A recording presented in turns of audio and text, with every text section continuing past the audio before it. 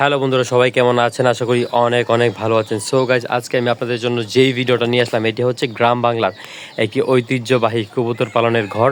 এই ঘর স্বল্প খরচে তৈরি করা যায়। দেখেন, আপনাদেরকে যদি আমি একটু বোঝাই, এখানে ক্যারেট দিয়ে ঘর তৈরি করা হয়েছে। জাস্ট ক্যারেট দিয়ে, কাঠ দিয়ে ঘরটা তৈরি করা হয়েছে। এবং এইখানে প্রায় 1 2 3 4 5 6 5 6 30 1 2 3 প্রায় 30 থেকে 35 খোপের লফট তৈরি করা আছে। এই 35 খোপের ঘরটা, হ্যাঁ, 35 খোপের ঘরটা অনেক সুস্থ ও সুন্দর সুশৃঙ্খলভাবে কবুতর পালন করতেছে, কোনো অসুবিধা হচ্ছে না। এবং এইখানে আপনার খরচও কম। হ্যাঁ, এইখানে খরচ কম। একটা ক্যারেট মাত্র 100 টাকার মধ্যে হইলেই আপনি 30টা ক্যারেট 3000 টাকার মধ্যে আপনি কিন্তু একটা ঘর তৈরি করতে পারতেছেন। কেন? কারণ এইটা ভাঙবে না, পচবে না, মচকাবে না। দীর্ঘদিন যাবত এই লফটে আপনি কবুতর পালতে পারবেন, কোনো অসুবিধা নাই। কাঠ তো নষ্ট হয়ে যায় বাইরে থাকলে, কিন্তু এইটা নষ্ট হওয়ার কোনো চান্স নাই। এই দেখছেন গাইজ, আপনারা দেখেন লফটটা কত সুন্দর। এবং লফটের কিছু ভিতরে আমি কিছু কবুতর দেখাই আপনাদেরকে। এই যে দেখেন, এই যে দেখছেন, এই যে কী কবুতর এটা? এটা হচ্ছে ককা কবুতর। হ্যাঁ, এই যে দেখেন, এটা মনে মুসালদম।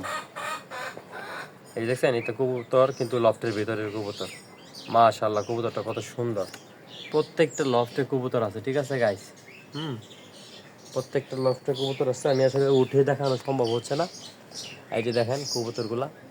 তো এইভাবে যদি আপনারা কবুতর পালন করেন, অবশ্যই আপনারা অনেক লাভজনক হবেন, ঠিক আছে?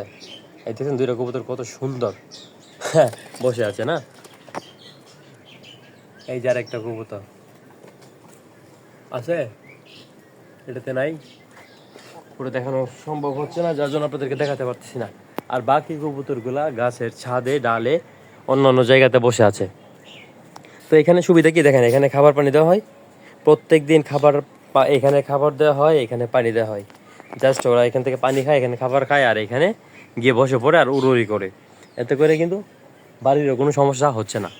তো আসলে কবুতর যদি উপযুক্ত জায়গা লাগে না, উপযুক্ত স্থান লাগে না, কবুতর পালন করতে আপনার মন মানসিকতা লাগবে। আপনার যদি মন মানসিকতা থাকে, তাহলেই আপনি ভালো করে ভালো মানের কবুতর পালতে পারবেন, ঠিক আছে গাইস? এই যে দেখছেন, লফটটা কম সুন্দর, অনেক সুন্দর হয়েছে। একটা কাঠের লফট থেকে অনেক বেশি সুন্দর।